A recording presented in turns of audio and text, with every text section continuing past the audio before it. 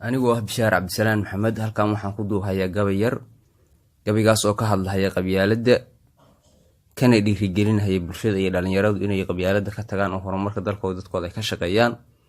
gabayga oo soo baxay 25 bishii 12 2018 waxaan ku bilaabay sidatan: dhalinyay qalbiga laga xaday qaladka loo sheegay qarankii markaan duminayay qolaaba meeladay qabiiliyo intaan reerahaynay isqaalanaynay qabyaaladii dadkaygow haddii ay wax qaabanayso qarni rubuc ka badan kuma jirneen qaxiya duulaani.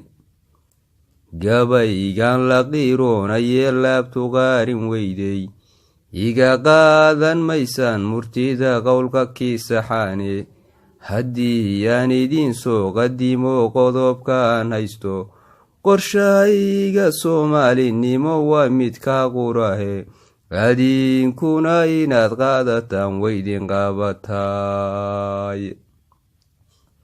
qalin iyo adoo buugsito lagugu qiimeeyo qalbigana aad reeriyo ka tahay qoys wax lagu radsho bulshadana aad qaybiso qaar iskala fanto kibiriyo isqaadqaad haddaad qoobka dhigi weydo qasaariyo waxaad dhaxaalu helin qoomamiyo ciile.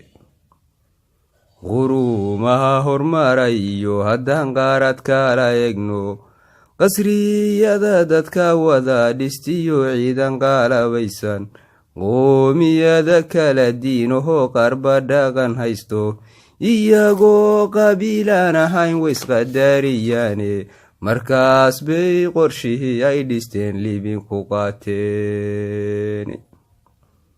bulsha yahay la kala qaybiyee qaarba gooba lootay ninbaa qaydka uu soo tosho calan ku qiimeeyey quruxdii shangees lahaa dadyahow qariyay ee tuuray war maandeeq dadkaygaas qasho waad qayiranteen.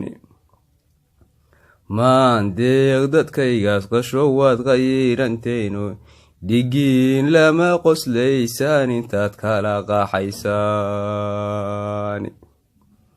qof walba intuu qaban karih qaadan kara hawsha intaad wada qorshaysaan adduun waa qabyaa u jooge qaraannimada aan saacidno aragna qayrkeene midnimadaan wada qaadanaan qurux ku gaarnaye dhallin yahay qabiiliga ka taga lagu qasarooye.